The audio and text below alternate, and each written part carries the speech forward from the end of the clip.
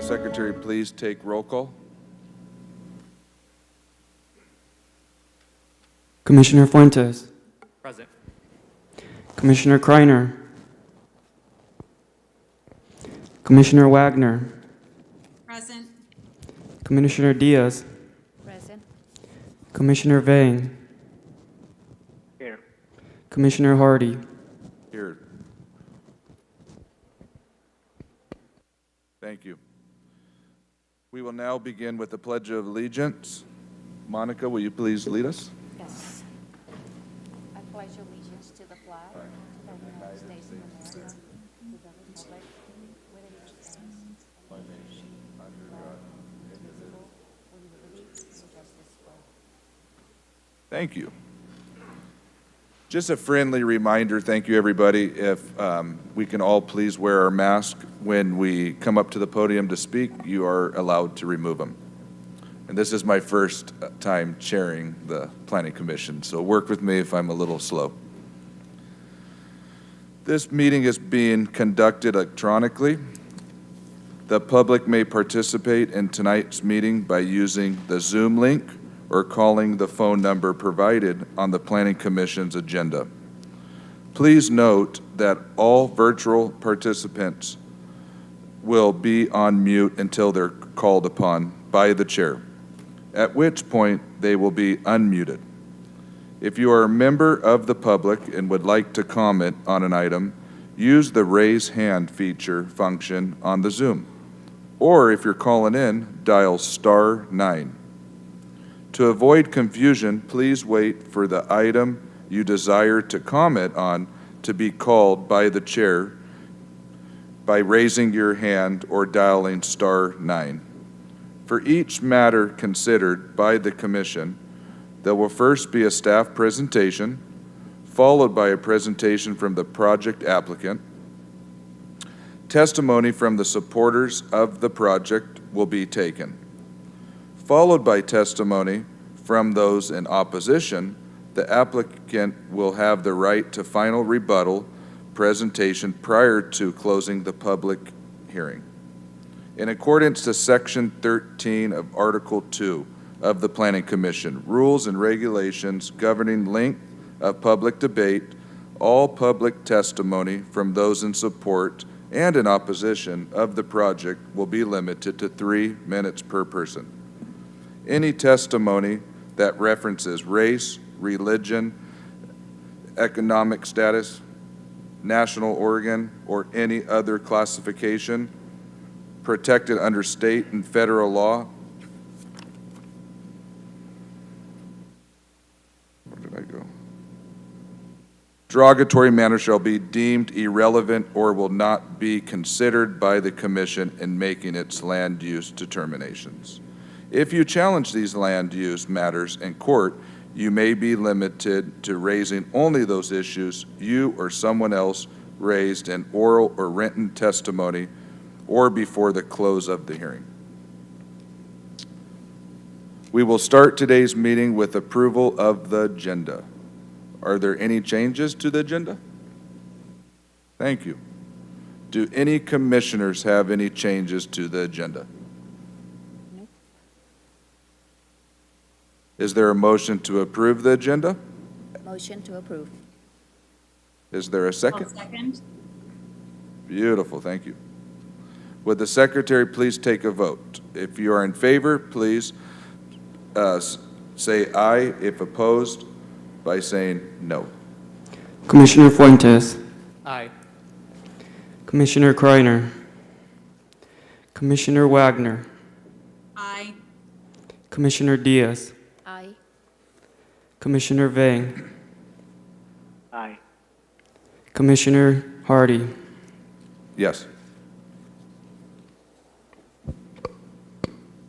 Thank you. Motion passes. Under consent calendar, we have,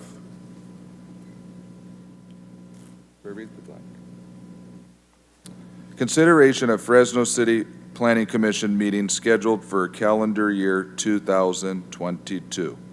Is there a motion to approve the 2022 Planning Commission meeting schedule? Motion on the floor. Is there a second? I'll second. Would the secretary please take roll call? Commissioner Fuentes, Yes. Commissioner Wagner, Yes. Commissioner Diaz, Yes.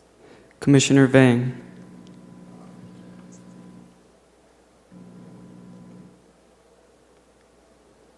Commissioner Vang,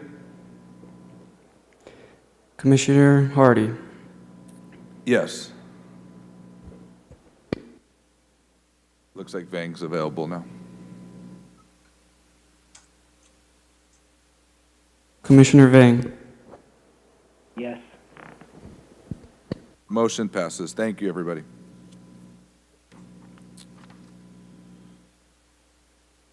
The first item under new matters is election of chair and vice chair.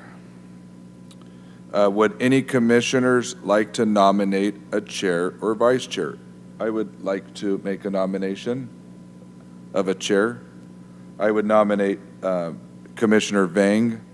I think he's been with us for quite some time and does a stellar job, and I'm okay with being vice chair unless someone else would like to take the reins on that. I would second that motion.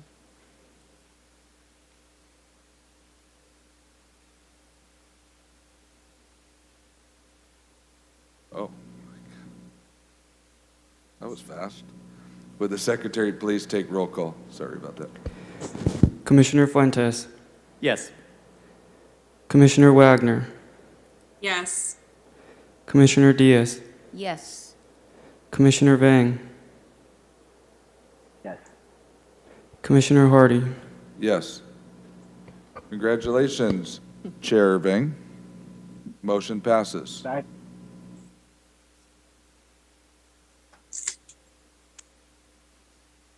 The next item under new matter, and I read the black. Sorry about that. The next item under new matter is ID 21-851, continued to December 1st. Hearing to consider a proposed development agreement by and between the City of Fresno and Park West Development, Inc., relating to the development of the Park West Project, Council District 1. Recommended approval to the City Council. I read it all right. So, Commissioner Hardy, this item will be heard on December 1st. So you've announced that it's going to be continued, so that's perfect. Oh, Now we can thank go you. on to the next one. Perfect. The next item under new matter is ID 21-871, consideration of plan amendment and rezone application number P21-01875, vesting tentative track map, numbers 6238 and 6246.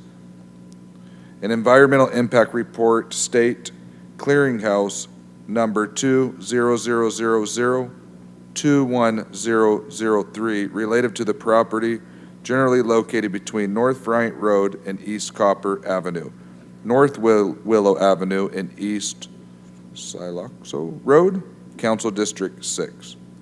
Do I keep reading? Hi, good evening, Chair, members of the Planning Commission. I'm Israel Trejo with the Planning and Development Department. Before you tonight is consideration of plan amendment application number P21-01875, as well as rezone application with the same number, vesting tentative track map number 6238, vesting tentative track map number 6246, as well as consideration of a subsequent environmental impact report. Before I get into my presentation, I want to make two quick introductions to people that we have here in the audience. So first, I'd like to introduce Travis Crawford. He's with Crawford and Bowen. Travis, if you can raise your hand. Thank you. He is a consultant that the applicant commissioned to prepare the environmental assessment, along with the input of the city attorney's office as well as planning staff. We also have in the audience Jose Benavides, who prepared the traffic impact analysis that was incorporated into the subsequent EIR. Okay, thank you. Jose? Can you guys hear me okay? Yes. Okay. So these applications pertain to property generally located north of Copper, west of Willow, east of Friant Road, and south of Salaxo Road, commonly called Copper River Ranch. So just a brief history of Copper River Ranch. This project was initially approved for development in the city back in 2003. In 2003, there was a environmental impact report that was prepared, and that environmental impact report anticipated 2,837 dwelling units. It was on approximately 706 acres, and it also anticipated 250,000 square feet of office and commercial use. So this is generally located north of Copper, east of Friant Road, and west of Willow. Just an aerial showing that the subject area is substantially developed out. This slide is meant to represent, to help provide a visual of what we're reviewing tonight. So the majority of the west portion of Copper River Ranch was analyzed under the original EIR back in 2003. So that's represented in those purple-pink arrows. That was studied as part of the 2003 EIR. Additionally, the southeast corner of this project area was also analyzed as well, and that's shown on this exhibit in purple as well. So tonight, with the additional applications and also to freshen the original EIR, the applicant has prepared a subsequent EIR, and that subsequent EIR analyzed that area generally located in the northeast area of this exhibit, and that contains approximately 109 acres. That subsequent EIR also analyzed some maps that I will be discussing tonight, as well as some plan amendments and rezones. So again, what we're looking at today is a subsequent EIR. This subsequent EIR studies analyzed 109 acres that were not originally analyzed as part of the original EIR. Also analyzes plan amendments and rezones, which I'll be discussing shortly, and also discussed, or analyzed rather, various maps, including vesting tentative tract map number 6238, as well as vesting tentative tract map number 6246. There are additional maps that you'll see in the near future. Those include 6250, 6311, 6248, 6269. Those aren't being reviewed tonight. When those are ready, those are in the pre-application stage. When those are ready for review, those will come back to the Planning Commission. Other projects associated with this plan amendment rezone include up zones of property to allow for multifamily residential. We don't have any applications on those properties yet. So I have a few slides that I'd like to go over. Please bear with me. There's maybe 10 of them. And basically it depicts the proposed plan amendments and rezones. So this first property here outlined in the green dash line, that's an area that the applicant is proposing to amend and rezone. There's 4 different plan designations and zoning designations that property has. It has medium density, medium low, community commercial, as well as general commercial. The applicant is proposing to amend that property outlined in green to low density residential. These applications will facilitate the development of vesting tentative tract map number 6238, which you will see shortly. So this second exhibit, the 98% of this property is planned and zoned correctly for the development. There's a small portion there you'll see on the right-hand side, 1.43 acres golf course. That's proposed to be amended to medium-low density residential, and that will allow for the facilitation of the development of 6246. So again, just a small portion of that property outlined in green is proposed to be amended as well as rezoned, just under an acre and a half. The rest is has the correct zoning and plan designation. So this exhibit shows approximately 9 acres of medium density proposed to amend to low density residential. This will facilitate single-family residential. We don't have any accepted maps, vesting tract maps for this site yet, but we expect those to be submitted shortly. This long, kind of weird-shaped property is also proposed to be amended. Approximately 15 acres of medium-density residential, as well as approximately half an acre of medium-high-density residential. The applicant is proposing to amend that to low-density residential. Again, this will facilitate single-family residential, and we don't have an accepted map for this property yet. This property is approximately 7.38 acres. They're proposing to amend the general plan designation from medium-high to medium-density. We have a map that's in the preliminary stage, a map 6269, which will be incorporated. This property will be incorporated into that subject map area.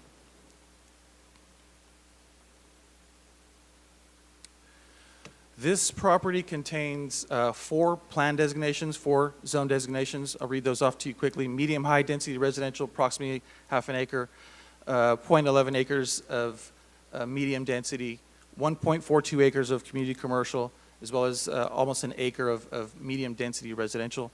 The applicant is proposing to amend this to medium-low. We don't have a map for this property yet. However, this will facilitate single-family residential. This plan amendment rezone is approximately 2.82 acres of medium-high. Applicant is proposing community commercial. That community commercial property would be the same plan designation and zone designation as the property butting to the south. So it basically expands that existing community commercial to the south. So moving, this location here is kind of the south central end of the Copper River Ranch project. The applicant is proposing to amend approximately 8 acres of community commercial to urban neighborhood residential. Urban neighborhood residential would facilitate multifamily development. So this is an upzone. We don't have an application on this site yet that I'm aware of. The last 2 sites. So this site here is approximately an acre of community commercial. Applicant is proposing to upzone to urban neighborhood residential. And the site just to the north of it, kind of the same thing, approximately an acre of medium-high density residential, proposing to amend to urban neighborhood residential, which will allow for multifamily residential. The 2003 Copper River Ranch EIR included conditions of zoning. Those conditions of zoning required the applicant to comply with the mitigation measures at that time. So those are still in place. What staff is requiring of this development is that these new mitigation measures, the applicant must comply with those as well. So the mitigation measures of the subsequent EIR, those will be a condition of zoning. The applicant must comply with those. We've also added as a condition of zoning the memo, the conditions of approval from the Public Works Department dated September 28th, 2021. And basically that memo outlines when traffic signals are required based on when certain thresholds of average daily trips are hit, as well as other infrastructure improvements. So this is map 6238, which is under review tonight. This is a gated private street plan development subdivision. Meets the low density requirements for density. So the applicant is proposing private streets, modified setbacks, which is consistent with other developments in this area. Staff has required a pedestrian gate at the southeast area of this map, which will allow residents to walk from within this neighborhood to the trail that's within Copper River Ranch. So there'd be 2 pedestrian facilities in and out of this facility, one at the main entrance and then one at the general southeast corner of this map.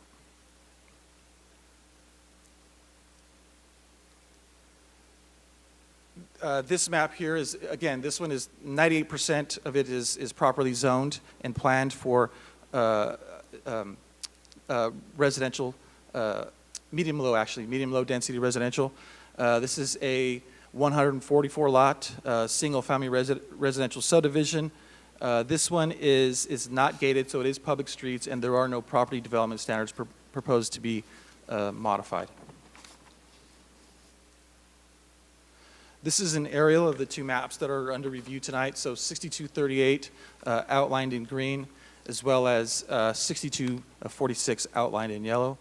As you can see, the properties have word shapes, so they're not rectangular or square. So it requires some creativity with the design, as well as it's surrounded by golf course holes. So I want to switch gears here a little bit and discuss the subsequent environmental impact report. So as I mentioned earlier, there was an EIR that was prepared in 2003.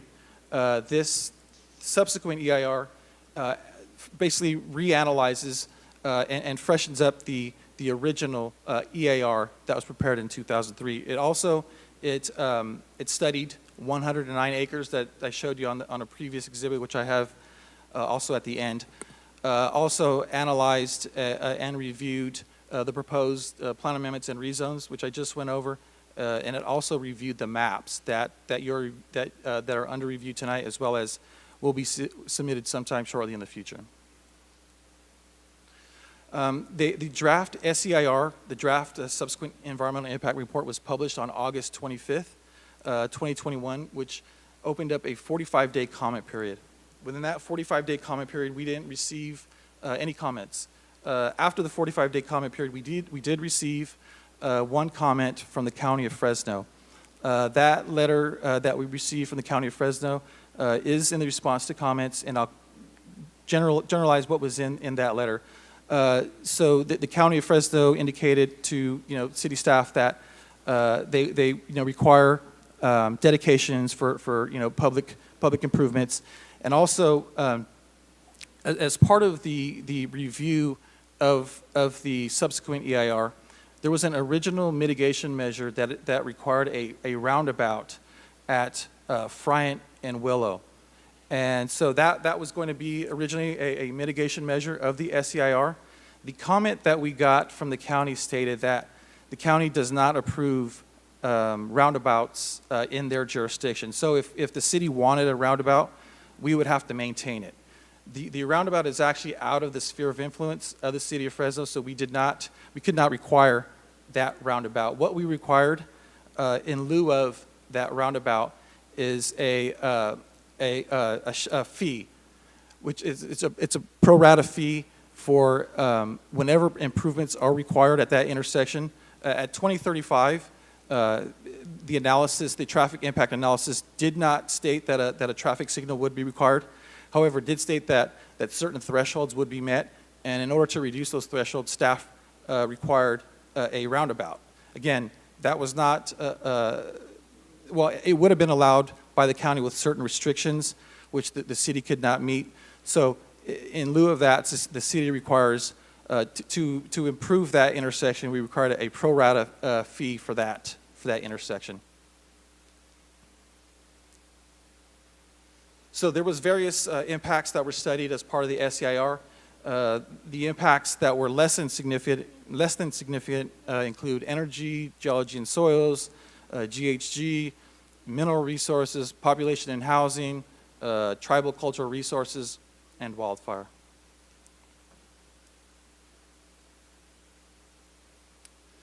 This list here of impacts were deemed to be less than significant with mitigation. Those include ag and forestry, biological resources, cultural resources, hazards and hazardous material, hydrology and water quality, land use and planning, public services, recreation, utilities, and service systems.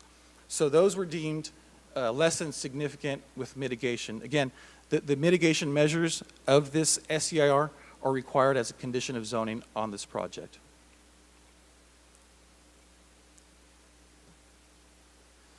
There were 4 impacts that were found to be significant.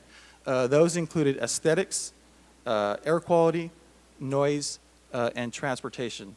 If you're familiar with this area, you'll know that it's rapidly developing out. There's some ag, there's other open space areas. And so that, these 4 mitigation measures were deemed to be significant. Again, those included aesthetics, air quality, noise, and transportation. Significant impacts are common with EIRs. So if there are significant impacts, staff, the approving body must approve the statement of overriding considerations, and we have prepared a statement of overriding considerations as part of this project. The plan amendment rezone went to the district committee on June 7th. It was recommended for approval by a vote of 6-0. One of the recommendations came out that a crossover or under be added to provide access to the trail on the west side of Bryant Road. We did not, that was a recommendation that came out of the committee. However, we did not require that as part of this project. Map 6238 as well as 6246, those were reviewed on August 16th, November 8th respectively, and those were recommended for approval by a vote of 4-0. In conclusion, staff is recommending approval of the various items listed on your Planning Commission report, also recommending certification of the subsequent EIR to the City Council. That concludes staff's presentation. I can answer any questions you may have. Thank you. With the proposed rezone changes, can you speak to how many dwellings it increases or decreases by on the parcels? I know it was mentioned, but I can't recall it off the top of my head. So yes, Commissioner, as far as individual count, I don't have that, but overall, the net either up zone or down zone was 72 units. So there was a net down zone of 72 units when you combine all of the rezones and plan amendments. With that said, as noted in the staff report, the applicant is required to comply with Senate Bill 330. The applicant has 2 projects. One is the Bliss project. I think it's Shields and Fowler, I believe, that are a corresponding upzone, which would upzone 72 units. And also the applicant has submitted Park West, which also has an upzone of 72 units. Thank you. And I'm sorry, where is Park West? Park West is Grantland and Ashland area. Thank you. Could you explain why we're being asked to redesignate and rezone areas for which we don't have proposed projects or maps? So part of that is to comply with SB 330. So those areas, those areas that I mentioned that were being upzoned to urban neighborhood, those are needed to help with the net decrease in zoning. So you know, some of the properties, some of the proposals are proposing to amend from, say, medium to medium low. Well, they need a corresponding upzone. And so, you know, some of those, a couple of those were, I think, community commercial to urban neighborhood, and that helps offset some of the down zone.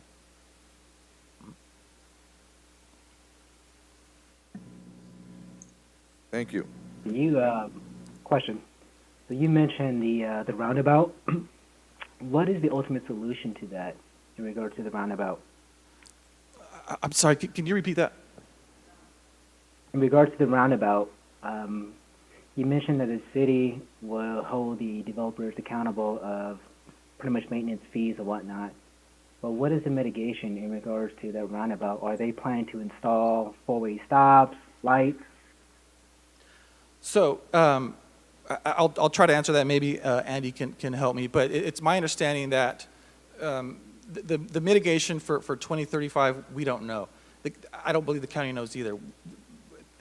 We don't know if it's going to be a roundabout, a traffic signal, or something else. But what we've required as part of this project is that the applicant pay their fair share to whatever improvement is needed at that time.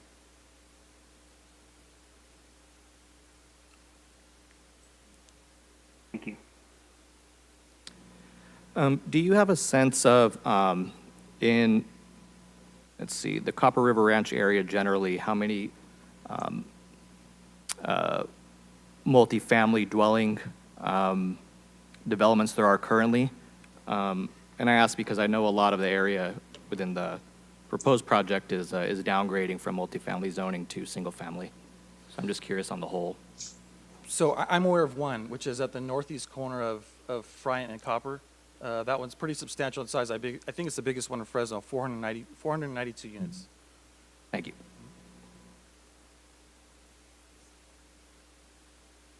Thank you. I now invite the applicant to present.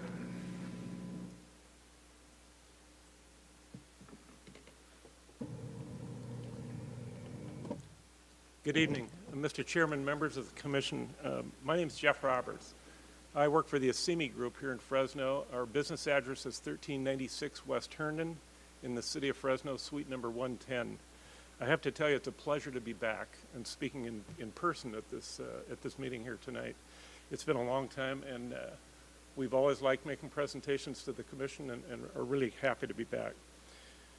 I'm here on behalf of our team. There happens to be 8 of us here this evening, and I'd like just to read the names of the folks that are here, and I'm sure you'll recognize some of the folks. Mr. Darius Assimi is in the audience with Granville Homes. Gary Mcdonald is here. Vanita Beji is here with the Assimi Group. Christine Lingenfelter with the Assimi Group. Drew Phelps is here with Granville Homes. Reina Reyes is here from the Assimi Group. And Gary Giannetta is here on behalf of Gary McDonald Homes working on the map. So we've got quite a team here tonight. We can answer any questions that may come up. So for the record, Mr. Chairman, members of the commission, I'd like to state that we are in total concurrence with the staff recommendation for approval or for certification of the environmental impact report with all the mitigation measures and with the overriding consideration and with all conditions of approval associated with the plan amendment and the rezone applications. The applications before you tonight are not wholesale or... Oh, sure. I'm sorry. Pardon me. Thanks, Will. The applications before your commission this evening don't request any large geographic changes. They don't add any land. There is no new sphere of influence change. There's no new annexation requests. There's no expansion to the city limits. The requested actions, we feel, represent a fine-tuning of a project that's been in the works for 20 years. And as we approach the last phase of this project, we think that it's important to make these changes for betterment of the project and the betterment of the city in Northeast Fresno. We know of no opposition to any of the changes we're making. There have been several public meetings that were outlined by staff tonight in their very excellent presentation. We just don't know of any opposition at all. I want to thank staff for their help over the last couple of years on this project. I want to thank especially Israel Trejo, who has been the day-to-day guy that we talk to every day about this project to make sure things are going well. Will Tackett has been extremely helpful. Director Clark, of course. Andy Benelli's in the audience. Jill Gormley, who I don't think is here tonight, but has been very helpful. Travis Crawford, who has been the consultant working on the EIR. Jose Benavides, who used to be a staff guy here when the project was approved in '03, but is now a consultant working on the traffic. And Mike Sanchez. Mike is, I think, the only one that was in the room when the project was approved back in 2003, and he's here again tonight. A little bit of history, if you'll indulge me, Mr. Chairman. We started looking at this project in 1998. It was approved in the county of Fresno as a mixed-use plan development in 2000. You remember Nick Uvino, of course, the past director here. In 2001, Nick was working on a new general plan update and asked us if we'd like to be part of that process. So we did file applications in 2001 to be part of the 2025 general plan update. And in 2003, the project, as you see it today, was approved, both by the Planning Commission and by the City Council. In '04, we processed what's called a master CUP. We went on with our sphere of influence change and annexation work in 2005, and in 2006 started working diligently on the project. And for the last 15 years, we've been working literally day to day with your staff on trying to complete the project. We had a vision for the project, which was, of course, a master plan project with a variety of densities. And I know the high density was just mentioned that's in the project. You should see it's quite a project. If you haven't been out there, I'd hope everyone would want to take a look. It's quite a large project and was envisioned by us in 2001 when we put the applications in. We wanted to have a trail system that tied in with the regional trails in the area. We wanted to have a comprehensive way of taking care of things. And we think we've hit some good milestones. We think we've built the project in a very responsible way and in a very attractive way.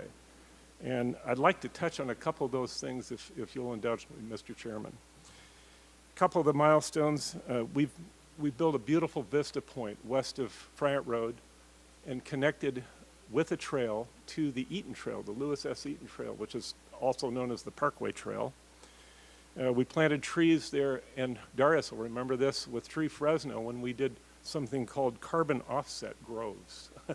Carbon capture was a big thing a few years ago, and we built the first groves to do that, specifically that. Copper River built the San Joaquin Valley's first neighborhood electric vehicle, or NEV lanes, that are combo bicycle NEV lanes. This provides for the ability to use small electric vehicles, low-speed vehicles within the confines of Copper River. We worked with the Bicycle Coalition and even had to get state legislation signed by Governor Schwarzenegger at the time to make this happen. So that was a pretty big effort.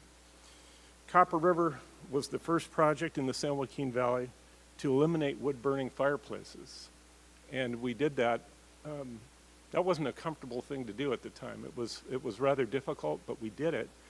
That triggered an effort to basically clean up the air valley-wide through the San Joaquin Valley Air Pollution Control District, and it begat their fireplace policy that is in all 8 counties now. Copper River was the first project to install a tertiary wastewater treatment facility that provides for the ability to use 100% of the water, or reuse 100% of the water that's used in the project. Copper River was the first project to implement a standalone community facilities district, which provides for green space maintenance and open space maintenance of the trails, the Vista Point, and the Copper River Park. And there's more to come. There's more green space to come. Lastly, Copper River was the first project, and this might seem strange, but the first project to construct what's called a modern roundabout on public streets. There are several here on private streets, but since we kind of broke ground, and I remember Scott Mosier being involved with that, there have been many, it's been replicated many times. I'm not going to try and redo what Israel already did tonight. He did an excellent job outlining the project, but I would like to touch just upon the subsequent EIR for a second.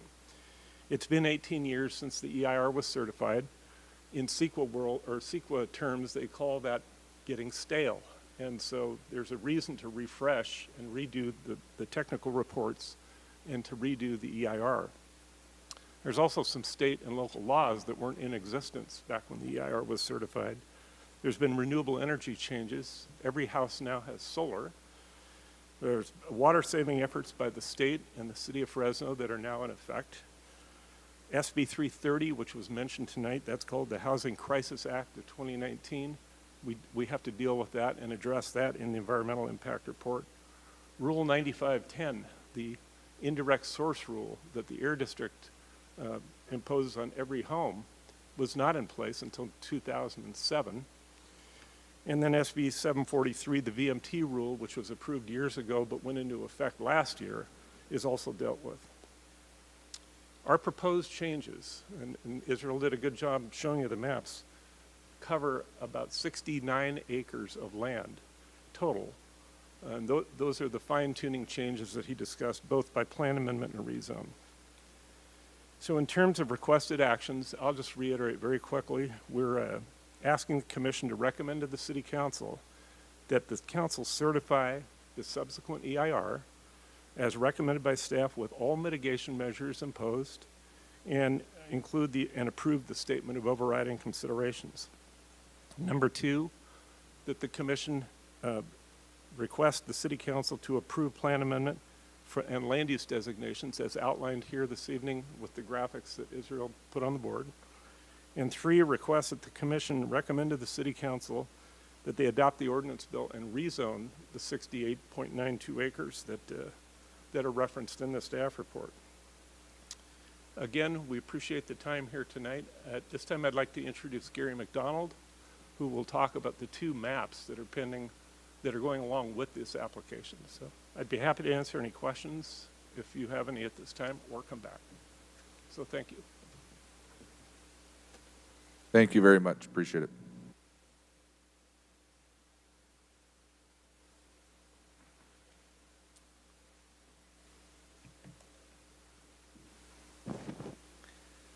Good evening, members of the Fresno City Planning Commission. My name is Gary McDonald. I reside at 2097 East Queens Gateway in Fresno. I'm one of the principals of Copper River Ranch. Your service to the community does not go unnoticed by me. The order, safety, beauty, and symmetry of our community gets its beginnings with your scrutiny and blessing. Thank you for your service. I'd also like to thank the consultants, the staff, and the Copper River team who have labored over these past 2.5 years approximately to get to the subsequent environmental impact report, and also to review our 2 tracks, 6238 and 6246.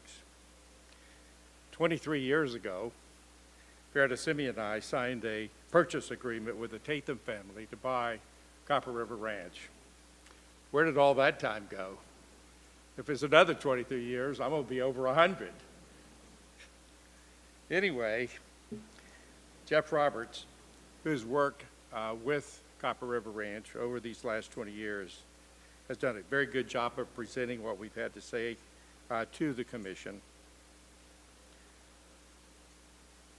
He also thanked and mentioned all this cadre of the professionals that are working on this project.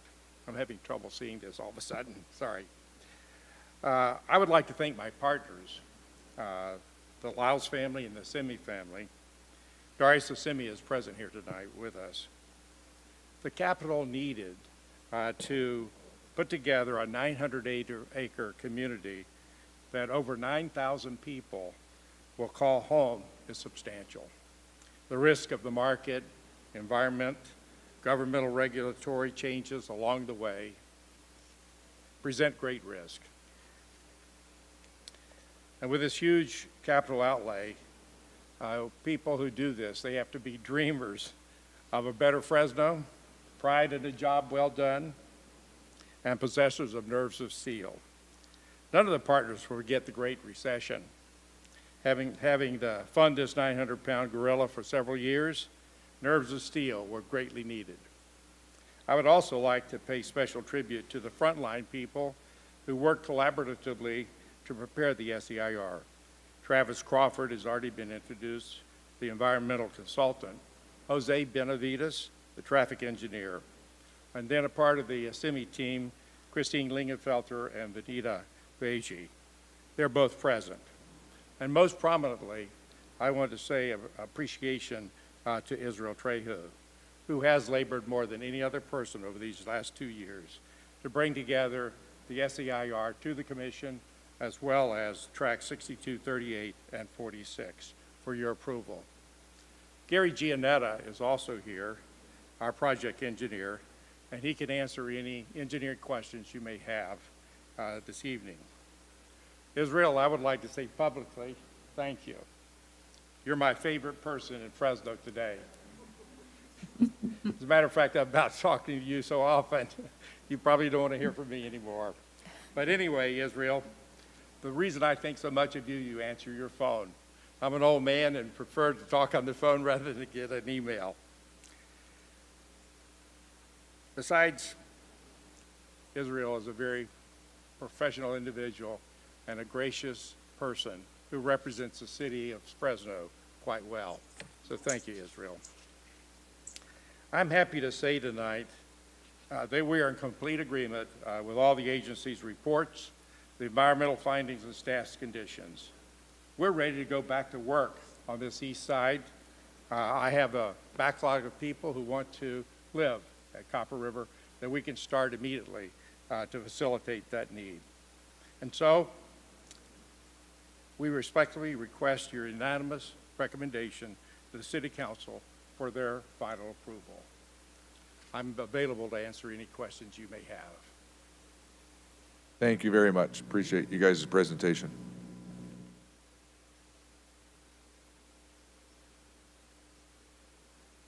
We will now go to public comment. We will now go into public comment. Are there any members of the public who wish to comment in favor of the application? If you are a member of the public and would like to comment on an item, please use the raise hand function or Zoom, or if you're calling in, dial *9. There are no raised hands in Zoom. Are there any members of the public who would like to comment in opposition of the application? If you are a member of the public and would like to comment on an item, please use the raise hand function on Zoom. Or if you are calling in, dial *9.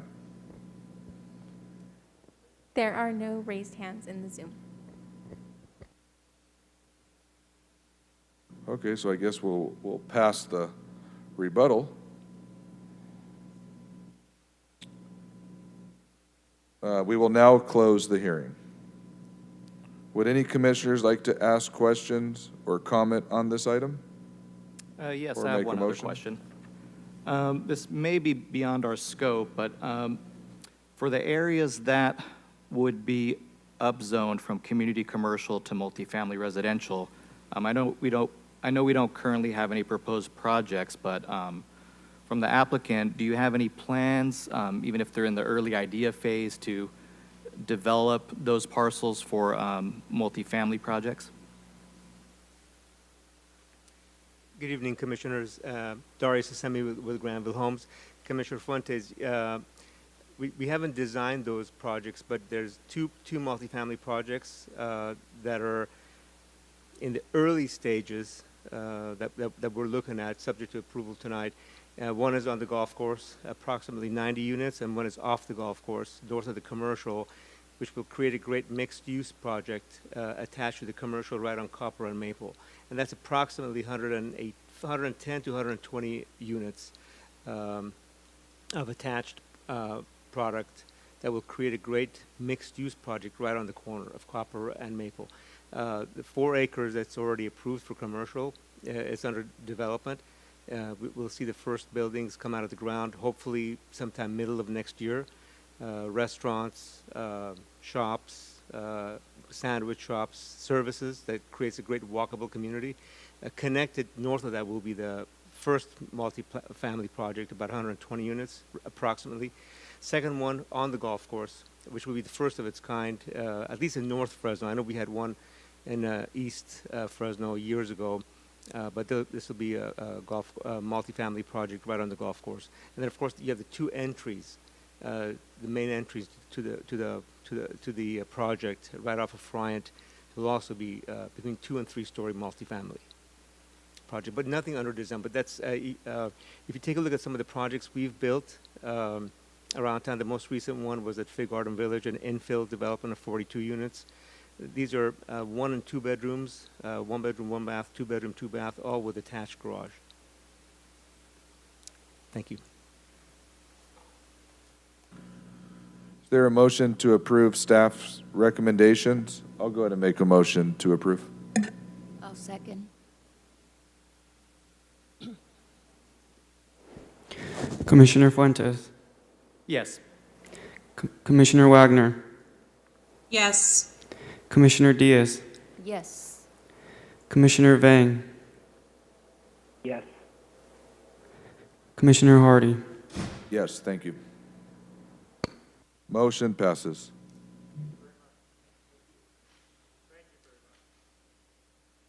The last item under new matters. ID 21857, consideration of plan development permit application P2101085. Do I stop there to read the whole paragraph? That's what I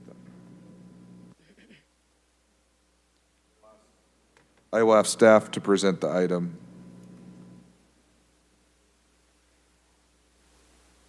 Can you guys hear me okay? Okay. Good evening, Chair and Commissioners. My name is Jose Valenzuela. I'm with the Planning and Development Department. Tonight you'll be considering the subject plan development permit and the related environmental assessment. Project summary and background. The plan development permit application number P21-1805 was filed concurrently with the related, or was filed concurrently with a development permit application, and that number is P21-2255 for a proposed 53-unit multifamily mixed-use development project in downtown Fresno. The related development permit application was filed for purposes of developing the physical development of the site, and the subject plan development permit was filed to modify Fresno Municipal Code standards related to block, street, and alleyways, specifically to allow for the vacation of an existing alley that runs perpendicular between Calaveras and Stanislaus streets in downtown Fresno.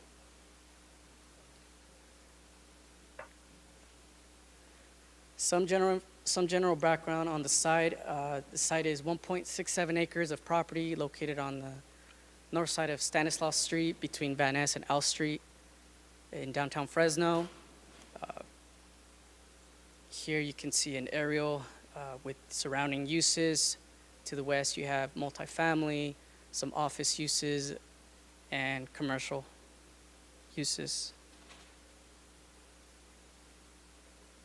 Here is an exhibit of the zoning classifications in the surrounding area.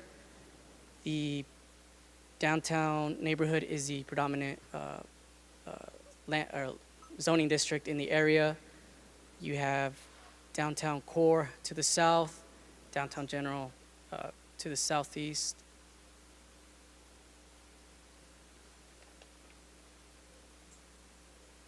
Here you can see the site plan of all the buildings proposed under the development permit application. You have a new approach along L Street, access along Stanislaus within the existing alignment of the existing alley. In addition, the development permit and the plan development permit application were routed to the various project agencies, and all comments received were incorporated into the conditions of approval for the development permit application.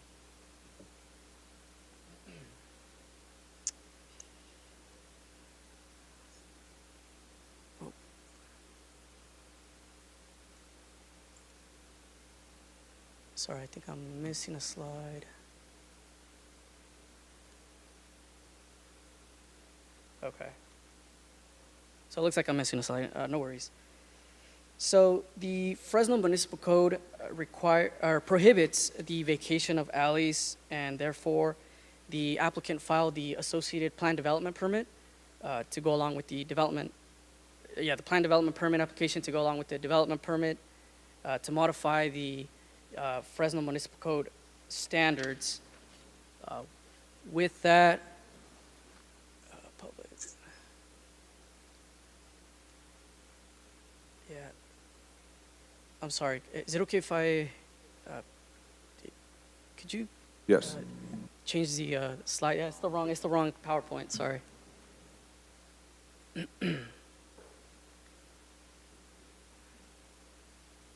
It's throwing me off, and it's been a while since I've been up here, so.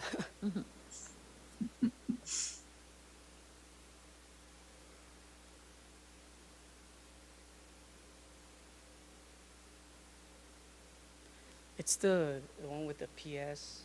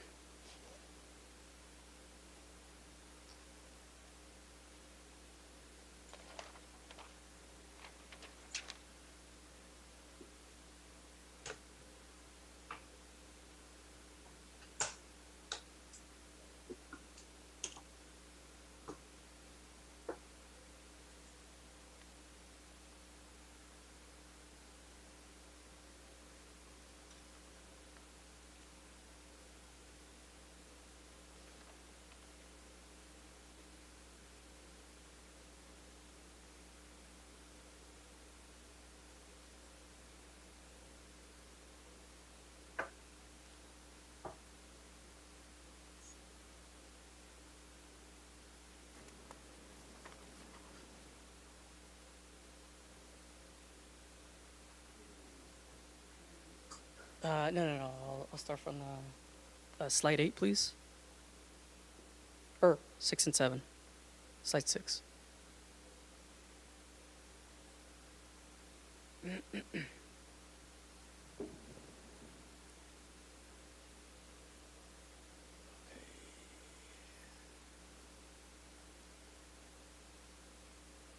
Okay. So, as I was mentioning, this is what I meant to say. We have the site plan layout here, and I wanted to show you guys the elevations or a rendering of what the elevations might look like. Again, I want to make the distinction that we are considering the plan development and not the development permit application for this site. And the first bullet point you can see is the Fresno Municipal Code, which again prohibits the vacation of alleys, existing alleys in the downtown planning area.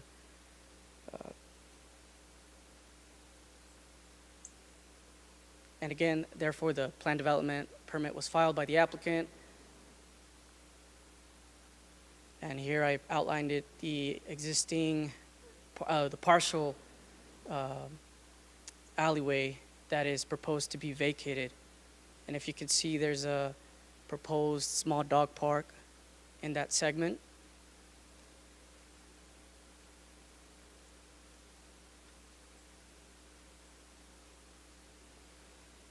Listed here are some of the goals and policies of the Fulton Corridor Specific Plan, which support the Fresno Municipal Code language. The city plans and the Fresno Municipal Code require that the city maintain an interconnected street system in downtown, maintain alleyways to facilitate utility services and vehicular access, keeping alleyways help reduce the need for new drive approaches and curb cuts that impact pedestrian walkways. Physically, the buildings are compatible with the surrounding area. The proposed development will enhance the area and promote infill development. However, as stated before, removal of the alley will disrupt services such as deliveries and garbage pickup.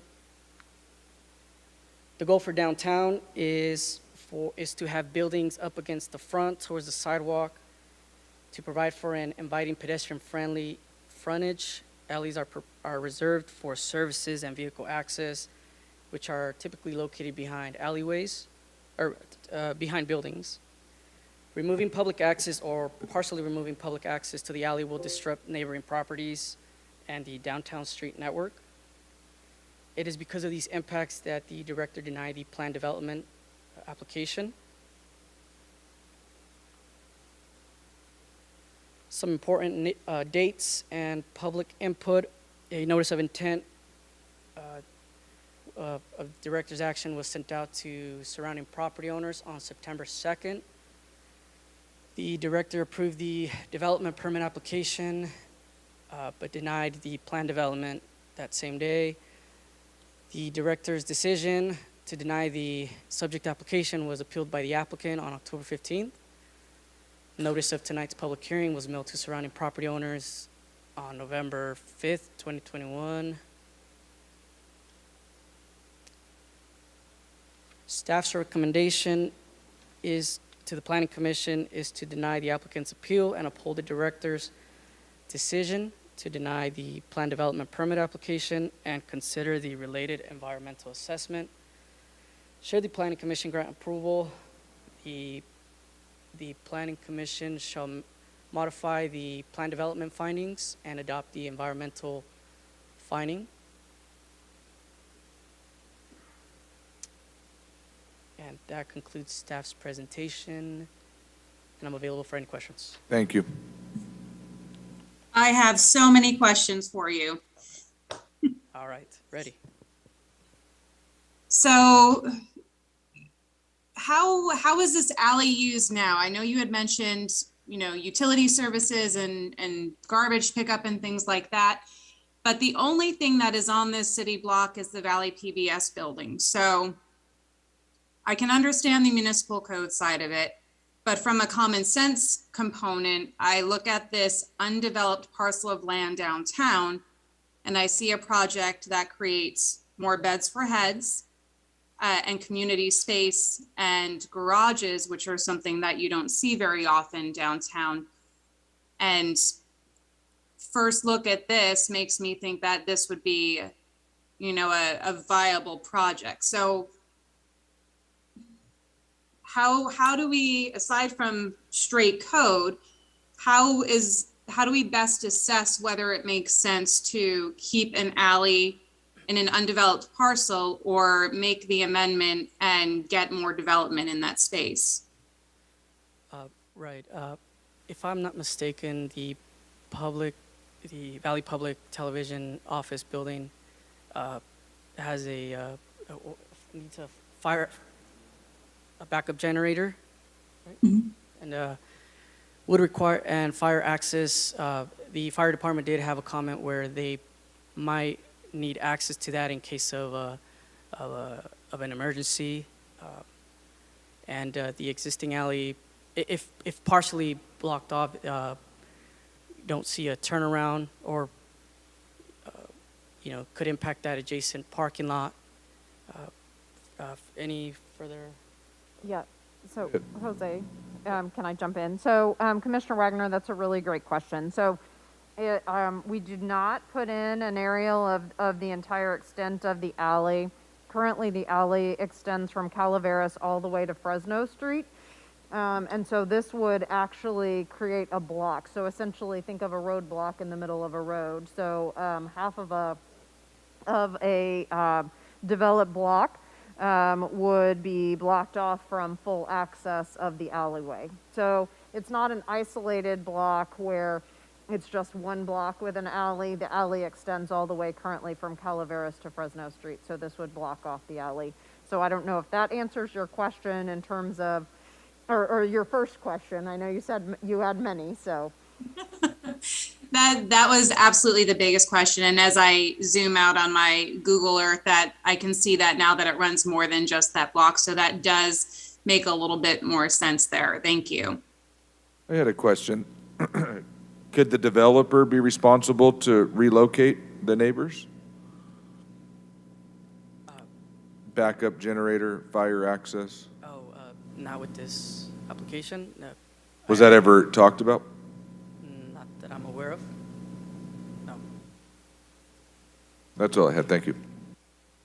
So just tracking the language of the municipal code, would this create a block that's larger than 700 feet? Was that what you said was prohibited? I think it was it 400 or 600 feet? I think it was.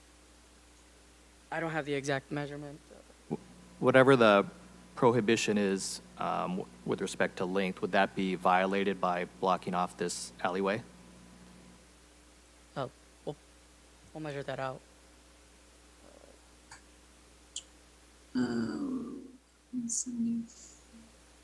Okay, I'll ask a second question while looks like folks are looking that up. But so the applicant mentioned that two other projects in the area, so Ironbird Lofts and the Lead, were able to vacate alleyways. One, is that correct? And two, if so, was there something else about those projects that allowed for that waiver of that policy? If I'm not mistaken, I believe those projects were developed prior to the adoption of the current code in 2016. The current code that we're analyzing this project was adopted in 2016. So I don't have details on those two projects prior to that. Okay, because I'll just mention generally, I'm sort of with Commissioner Wagner here, where if this violates the code, then that's just a straightforward, factual finding, and there's nothing we could really do about that without changing the code. But from a common sense perspective, I mean, I think this looks like a project that would fit in with the current uses and aesthetic of this area, and it would develop a currently vacant lot and provide housing, which is obviously very needed. We're in the middle of a housing crisis, especially in an area like downtown where there's a lot of demand. So I'm a bit torn because I'm generally in support of this project, but also couldn't approve something that would in fact violate the municipal code. So that's just a general comment.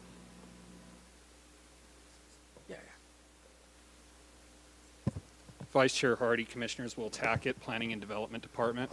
I think it's important to call your attention to the timing of the Fulton Corridor specific plan, especially as it relates to our other downtown projects. Not only were those projects approved under a different code, which did not have the implementing policies for purposes of those specific plans, but it didn't have the benefit of that specific plan in its focus studies relative to the overall form of downtown. We have to remember that downtown is intended to put priority on a pedestrian environment, not the vehicle.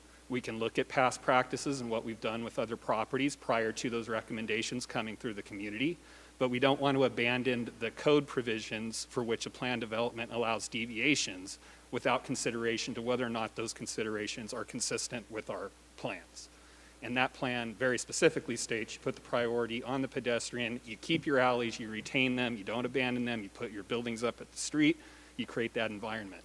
We can systematically abandon our downtown alleys, but what that will ultimately lead to is a continuance on prioritizing the automobile, having conflicts with the pedestrian. It's like trails. You don't want to have to run and look over your shoulder every 100 feet to see if you're going to get hit by a car. Every drive approach you put on a pedestrian sidewalk downtown interrupts that pedestrian environment and deprioritizes that environment. So all of those policies and objectives you see come out of that Fulton Corridor specific plan, that's the intent. Reprioritize the pedestrian, focus and enhance that pedestrian environment, utilize your alleys, don't abandon them. In order to approve a plan development, again, which can allow us to deviate from standards, we still have to make a finding of consistency with our general plan and our operative plans. We appreciate that the number of drive approaches for this project have been minimized and that they are using the alley as a primary access point. But again, without having the ability to find consistency with those plans, we can't support the plan development. So just want to call your attention to that relative to staff's consideration and recommendation.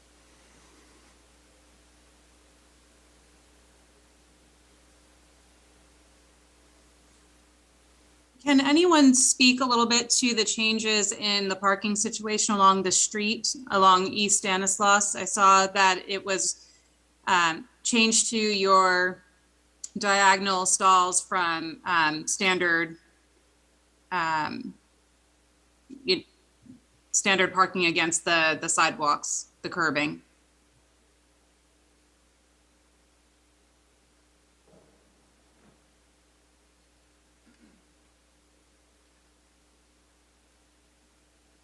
Good evening, Chair and Commissioners. Dan Zach with the Economic Development Department. I'm heading up the downtown revitalization efforts for Mayor Dyer and was heavily involved in the creation of the Fulton Corridor specific plan and have been working with the applicant on this project, so I'm happy to help out to the extent that I can. In terms of the conversion from parallel to diagonal, is there anything that you wanted to know in particular? I can tell you that that is consistent. That conversion is consistent with the downtown plan and has the benefit of increasing the yield of the number of parking stalls. We found that I oversaw the parking program for a couple of years, and on-street parking spaces tend to be the most popular of our public parking spaces, and particularly diagonal because of the ease with which you can navigate in and out compared to parallel parking. So you get more spaces, and they're the more popular ones. There's also the added benefit of narrowing down the width of the travel lanes and having a traffic calming effect. And with our emphasis on pedestrian travel, slower traffic speeds are always a benefit toward that goal. So, but if you have a particular question about this configuration, I'd be happy to address a specific concern. It was more about the impact and the overall driving width of that street. So this, to me, sounds like it's to increase parking in the area, but also mitigates the traffic flow along that East Stanislaus Street. Yeah, and it does still maintain standard travel lane width. So it doesn't, you know, it would be a similar travel lane width to what you see on Fulton Street. So, you know, on the narrower side, but more than enough for safe travel.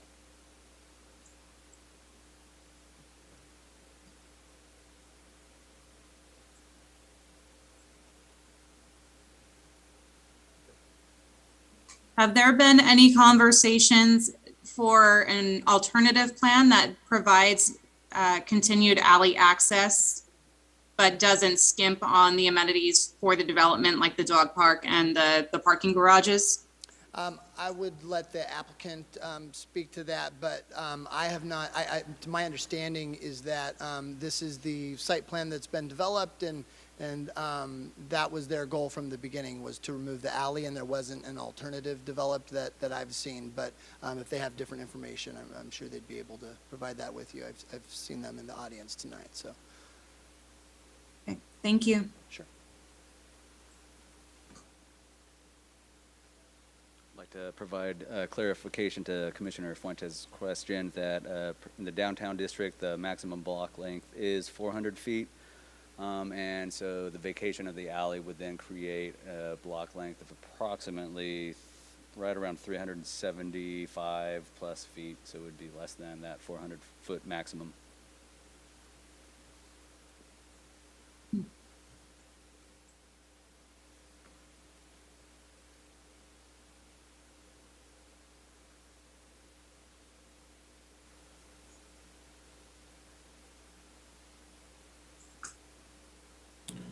I now invite the applicant to present.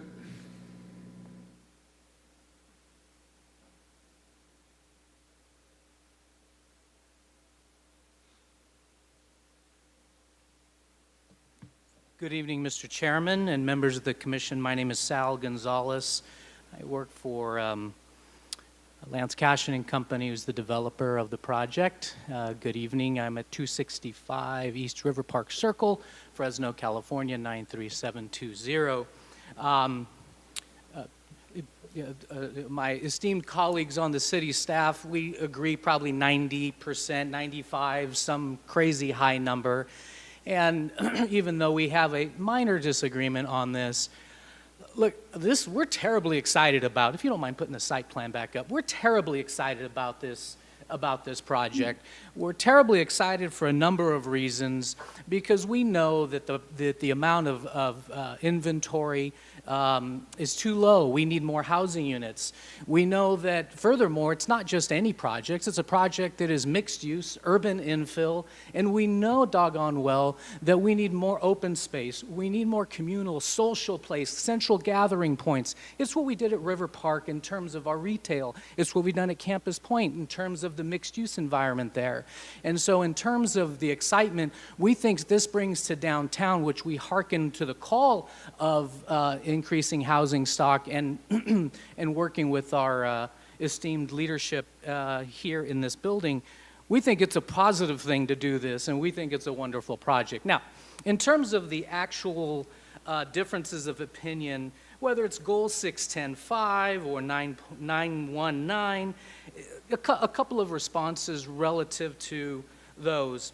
It is pedestrian friendly. In fact, reducing the number of drive approaches from 7 to 1, we think enhances the pedestrian experience. There were like 7, there's 4 just on that just on the northeastern four, right in around buildings 1 and 2, and then with an additional, I think, 3 along the along L Street.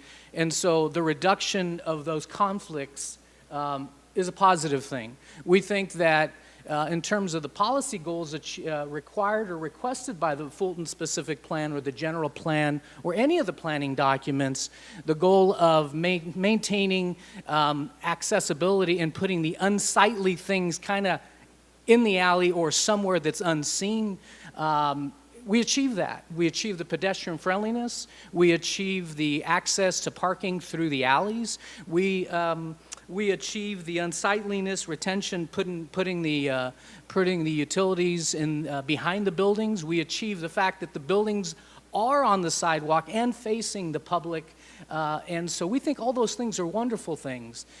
And so juxtapose that up against how the alley looks today, and how, in fact, our alleys are looking in general. And so I greatly appreciate the Commissioner's comments relative to common sense. I think we meet all the objectives. I don't disagree with the goals that are in writing. I actually think we meet them, and so we just have a minor disagreement.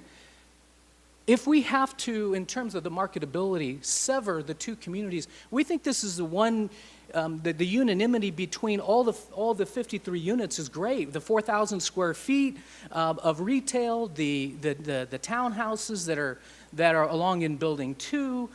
We think that all of that put together makes the community. We do think it needs to be gated, and you've seen the success of other projects in the downtown. I lived down here on R and Tulare for 7 years, up until a couple of years ago. And that community was gated, and it made a difference for my 11-year-old daughter to know that that community was gated. That's necessary. In terms of the question of, hey, how about an alternative plan where you don't vacate the alley? It doesn't work. We think we need the safety perspective. Not to mention, it just doesn't look good today. We haven't done a good job maintaining. I'd like to, if I can, if it's permissible, we do have, if I can hand these to somebody, these are letters of support. We have a letter of support from Arte Americas. We have a letter of support from our neighbor to the south, Catalyst. Thank you. There's 14, 15 copies in there. And we have a letter of support from the Fresno Deputy Sheriff's Association. The enhancement of the beautification of the downtown core is critical. The public safety of those alleys is critical. I think that's why FDSA is supportive. I know they are. Catalyst, by the way, it has an interest in the project, so they've been in downtown for a number of years. They completely support everything that we're doing. Now imagine a central gathering place with a swimming pool, green spaces, and on this about 1,600 square feet of a dog park, someplace that's safe, that you can run your dog. By the way, in terms of our marketing folks, one of the #1 requests for amenity is a dog park. I don't hesitate to add a few things that we should consider. I love this country because this country has an appeals process, right? You're a body that we can appeal to. Even when the documents say one thing, we never forget to impute the humanness and common sense. That's why this process is available to us, Mr. Chairman and members of the commission. And so from a common sense perspective, we'd say, okay, we do think the documents allow for what we're doing. The plan development is a vehicle that we can put before you to request this deviation. In fact, we achieve all the goals set by your policies. In fact, we think we do a great job.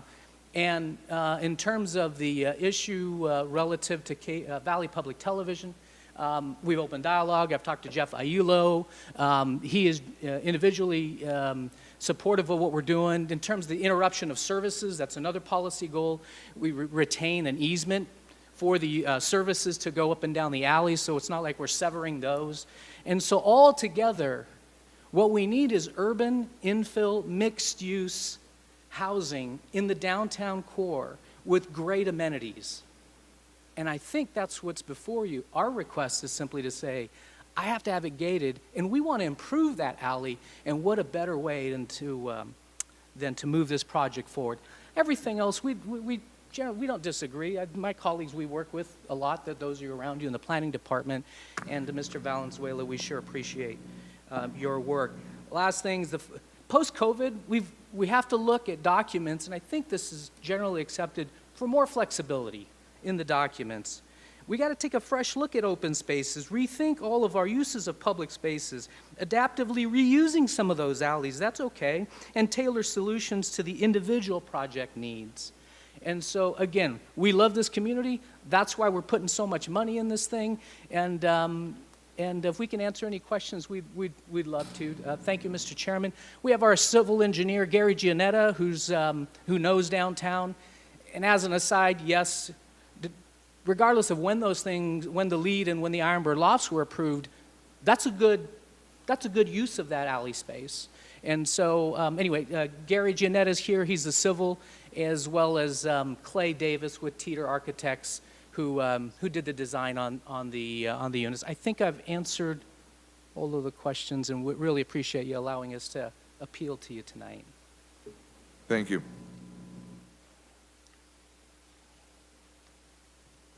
So one question. So I'm, as a general matter, supportive of the project for a lot of the reasons you said. I think we definitely need more housing stock in downtown, and I think this project fits in with the aesthetic and of the neighborhood.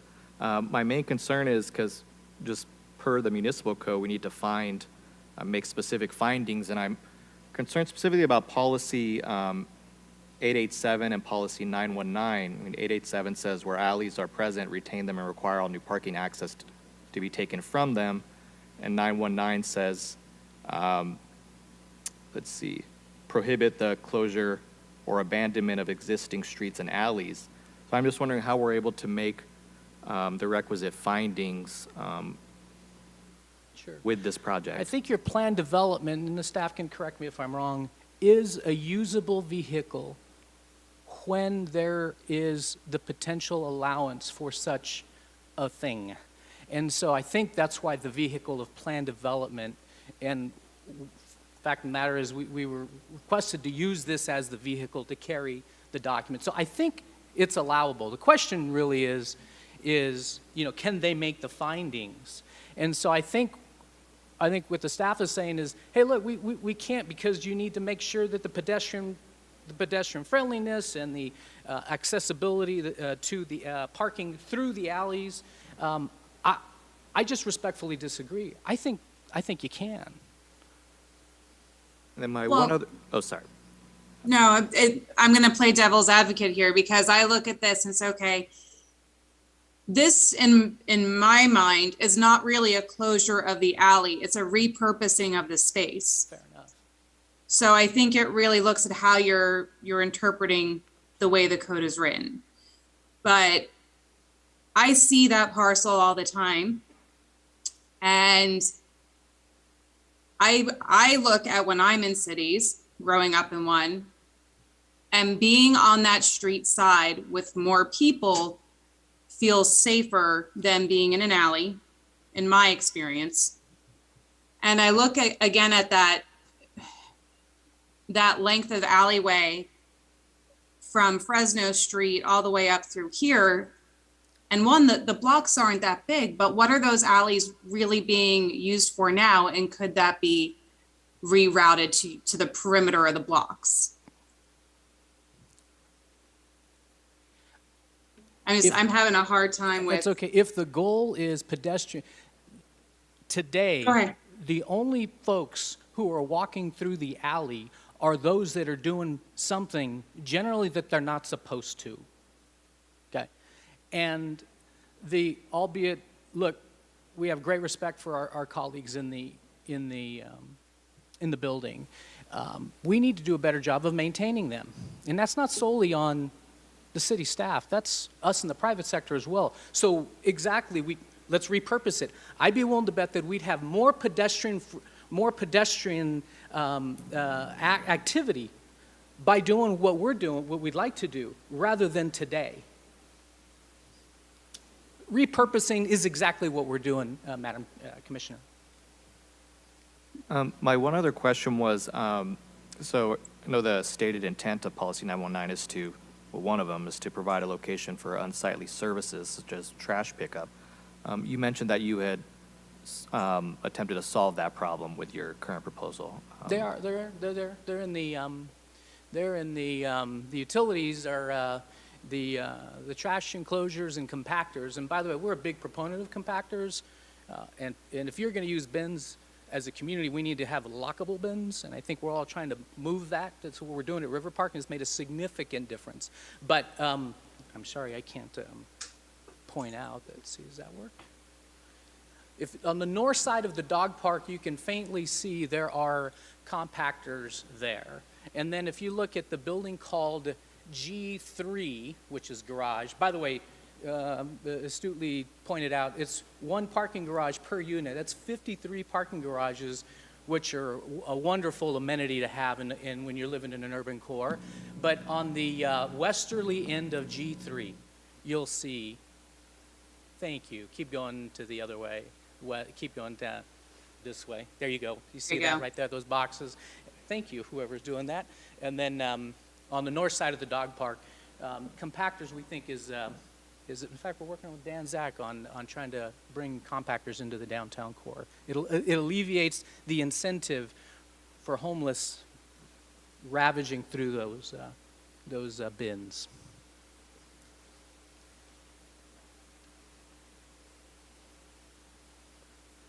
Again, I bet Ms. Clark and Mr. Sanchez and the others, we're like on point probably 95% of the time. On this one, we just have a slight disagreement, and that's why we're here tonight. I think that's a fair assessment, don't you think, Mike, Jennifer? It's a good project. It's a good project.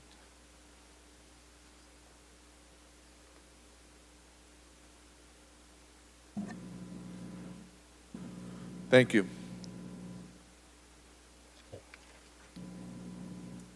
Thank you, Mr. I'm going to now open public comment. Are there any members of the public who wish to comment in favor of the application? If you are a member of the public and would like to comment on an item, please use the raise hand. Or if you're calling in, please push *9.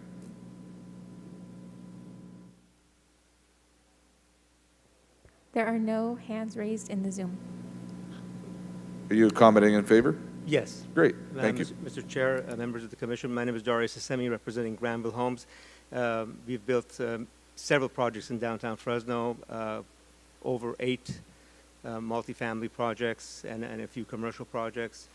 Actually, I was not here for this item, but obviously for the previous item. But building, a couple of comments. Building in downtown is very complicated. You're restricted on land, on infrastructure, on what's around you. It's very, very complicated. And we put our money where our mouth is, and it's very expensive and very difficult. And I commend Lance Cashin for building this project across the street from the project that we finished a few years ago, the LEED. By the way, in terms of the alley, we recommended over maybe 10 years ago to the city. Alleys in Fresno don't get maintained. They're potholes, they're dark, they can get used for nefarious activity.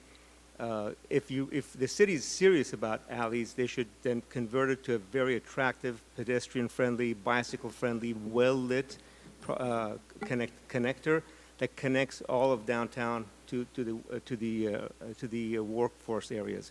But that money is not there, the will is not there. And so alleys that get left behind, and we have several projects that back into an alley.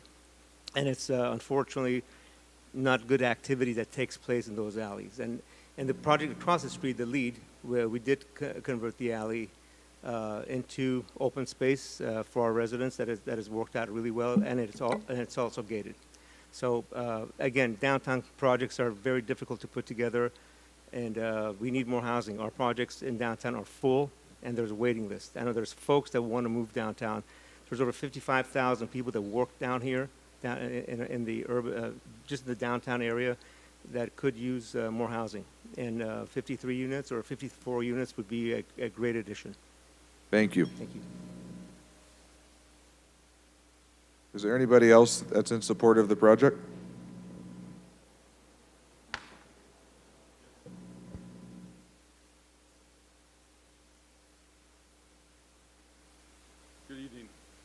My name is Robert Arndt.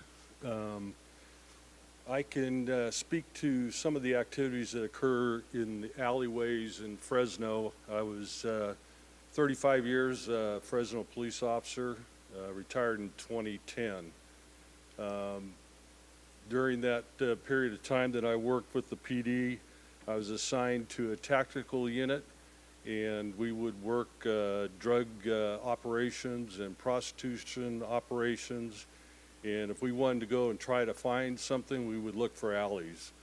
A lot of activity, illegal activity, occurs in alleyways, unfortunately, but it's a easy access for individuals to access the alleys, to commit drug deals. Prostitution, where they'll just drive a car and park in the alleyway and conduct their prostitution activities. I also worked on the problem-oriented policing team for the Southwest District of Fresno, which included the downtown area. And again, if we wanted to find activity to enforce the law, we would look at the alleyways. To me, this project encloses that, so there's no access between the two areas. Fire can still get into that area from the outside streets, and I think that closing this alley would actually improve this area in regards to crime. Thank you. Thank you. Are there any other additional comments in favor? There are no hands raised in the Zoom. Thank you. Are there any members of the public who would like to comment in opposition of the application? Mr. Chair, I just want to point out, Robert Arndt is our Director of Security, but just also wanted to opine on the project, so just so that you all know that. Thank you.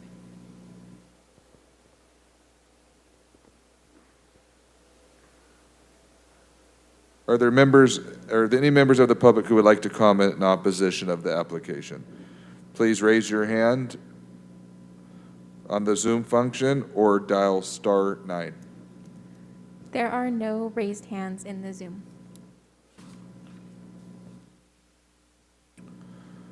Okay, so we're going to go ahead and close public comment. I don't think there's any rebuttal. We will now close the hearing. Would any commissioners like to ask questions, comment on the item? I'll go first. I'm kind of torn on it. I'm a big fan of development. I don't know what findings my colleagues are going to be able to do, but I will sit back and allow one of you guys to make a motion. Thank you. I would like to use just common sense and make a motion. And I would like to approve the applicant's appeal to uphold. I think your mic was off. Can you say that again? Yes, I would like to pass a motion to approve the applicants. Thank you. Is there a motion made by? Sorry, just a question for council. Do we need to make the findings first before we can approve the actual application? Yes, you would need to make, explain the rationale to the motion. I just feel like it's just common sense. It's just common sense that we have a housing crisis. Anyone willing to invest and build in our city. So your findings for housing crisis and common sense? Is that how I heard you? So Commissioner Diaz, if you will look at Exhibit N, as in Nancy, of the Fresno Municipal Code findings. There are 5 findings that need to be made. So as we had our training a couple of weeks ago, so we need to have evidence from the record for each of the 5 findings that we can put into the approval by the Planning Commission. You want to help me on this? I'm happy to propose some findings, but I will not have the legal jargon from the Muni Code too. So that's where I'll need a little bit of help from you guys. Thank you. So, finding A, that the proposed development is consistent with the general plan, including density and intensity limitations. So, as far as the general plan goes, we know that we need more housing in the downtown area. This fits in with the existing developments that's there. Our street system is accessible to pedestrian traffic without the alleyways. And the proposed development does create a high quality pedestrian oriented space. The gating provides a safe environment. There is bus stops, bike lanes, and walking paths, sidewalks in the area. And they look like they will be redesigning the streets in terms of parking to still accommodate foot traffic, bike traffic, and vehicle traffic.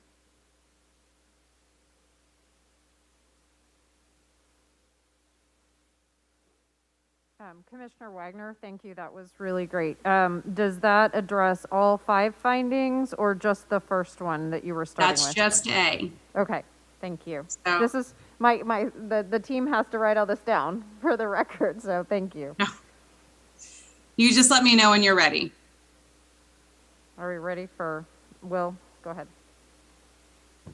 Maybe just to assist the commission along, I think that we can pass over finding B, as that is a finding that staff was able to make. So A, C, D, and E, I think, are the findings of focus here for the DICE. Okay. Great. Perfect. So finding C, so adequate transportation, facilities, utilities, and public services exist or will be provided. So again, we have easy access to the bus route. There's both foot traffic and vehicle traffic permitted around the entire city block.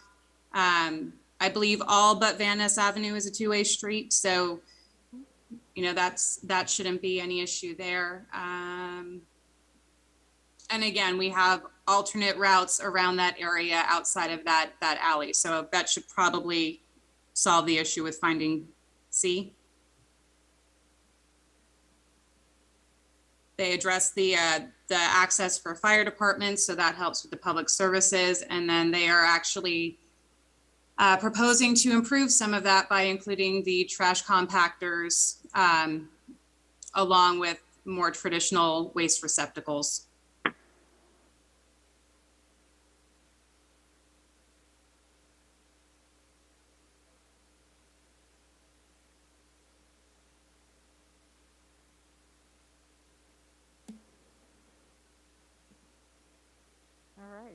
Thank you. So we have findings D and E, so that's A, B, C, and that will be part of Commissioner Diaz's motion. So all these findings that you all have made would then be part of the motion. So that's the rationale behind those. Right. Okay, and then finding D, proposed development will not have a substantial adverse effect on surrounding land uses and will be compatible. So the subject property is surrounded by existing commercial, mixed use, and office. It's similar and complementary in design. Again, we're back to vacating the existing alley.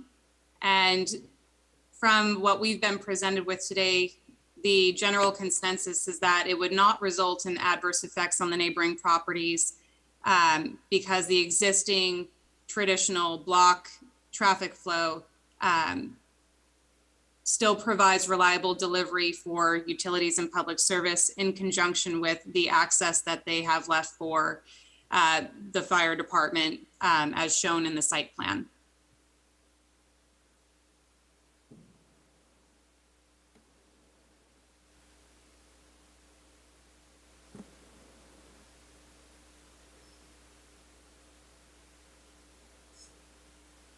All right, I think we're good to go on to E. Okay, yeah. All right, so E, again, this is probably skewed on my opinion, but I believe that this is a superior proposal for the area because it has the dog park, which is talked about a lot. A lot of people want that. It provides the garaging for the tenants, retail space to support the community. And it has its, again, the trash compactor and recycling bins, which will help with the waste component from the new residents.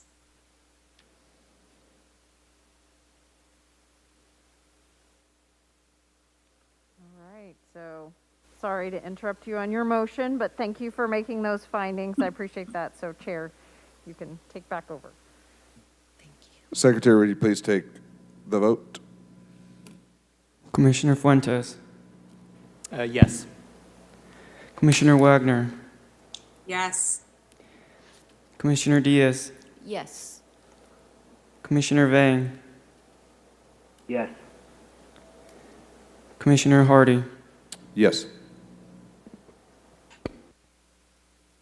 Motion passes. Thank you, staff. Does the secretary have anything to report?